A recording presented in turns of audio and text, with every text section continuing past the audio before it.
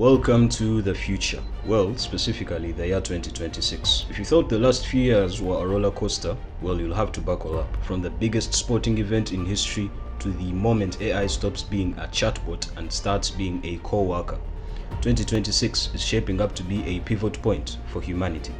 In this video, we're breaking down the 4 pillars of the year.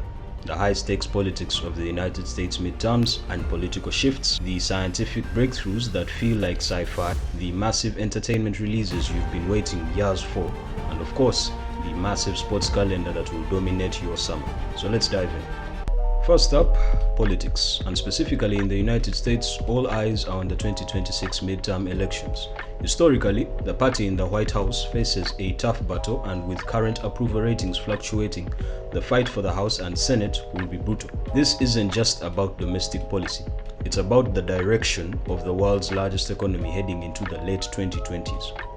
So let's talk briefly about the biggest date of the 2026 political calendar year. Tuesday, November 3rd, if you're new to United States politics, midterms are the elections that happen exactly halfway through a president's 4-year.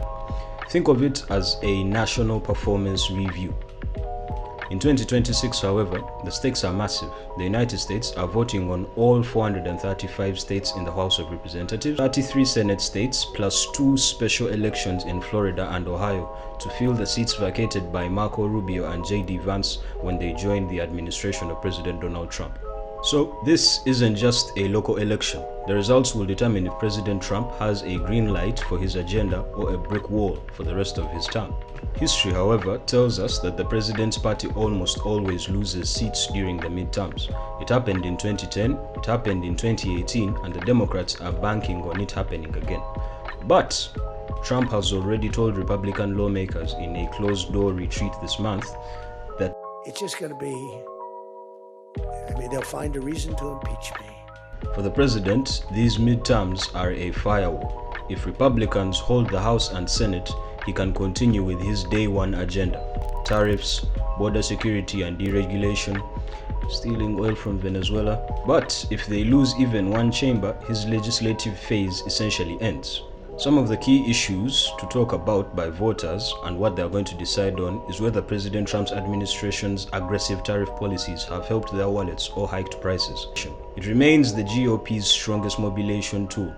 Watch for how border surge rhetoric plays in swing districts, and of course, the impeachment narrative. Democrats are already framing this as a chance to provide oversight and checks and balances on an administration they claim is overreaching. So, the battle for the Senate is particularly tight. You need to keep your eyes on these special elections. In Florida, voters will decide who officially keeps Marco Rubio's old seat. In Ohio, however, it's the battle for J.D. Vance's former seat. These aren't just seats. They are symbolic tests of the MAGA movement's staying in power. And of course, don't overlook the Secretary of State races. These are the people who run the elections. After the controversies of 2020 and 2024, both parties are pouring record-breaking money into these down-ballot races to ensure their side is in charge of the 2028 presidential vote count. If the Democrats flip the House, which current polls suggest is a real possibility, Trump's second term enters a Cold War phase. We'll see a shift from lawmaking to investigations, subpoenas will replace bills, and basically the 2026 midterms are the starting gun for the 2028 presidential race. The moment the results are in on November 4th, the focus shifts entirely to who will succeed Trump. So 2026 isn't just an election year, it's the year we find out what the next decade for America and pretty much the rest of the world will look like. But while politicians fight for votes, scientists are fighting for the next big leap. 2026 is the year AI gets a physical body. We're moving past ChatGPT and we're entering the year of the agent. What I mean is, we've officially entered the year of the agentic AI. In 2024 and 2025, we were impressed that AI could write an email. However, in 2026, the focus has shifted to agents. These are AI systems that don't just talk, they do. We're seeing companies deploy agent teams that can autonomously manage entire supply chains, book multi-city travel, or even conduct scientific research without human oversight. It's the move from generative AI to physical AI. If you're watching the news this year, you'll see robots like Tesla's Optimus and Figure 02 moving into mass production. They aren't in every home yet, but they are officially entering the workforce in warehouses and in car factories, doing the dull, dirty, and dangerous jobs. Up in the stars, 2026 is the target for NASA's Artemis 3. This is the mission slated to return humans to the lunar surface for the first time in over 50 years. Even if the actual landing slips into early 2027, 2026 is the year of the final dress rehearsals. We're talking about landing the first woman and the first person of color on the south pole of the moon to hunt for ice. It's the highest stakes space mission in a generation.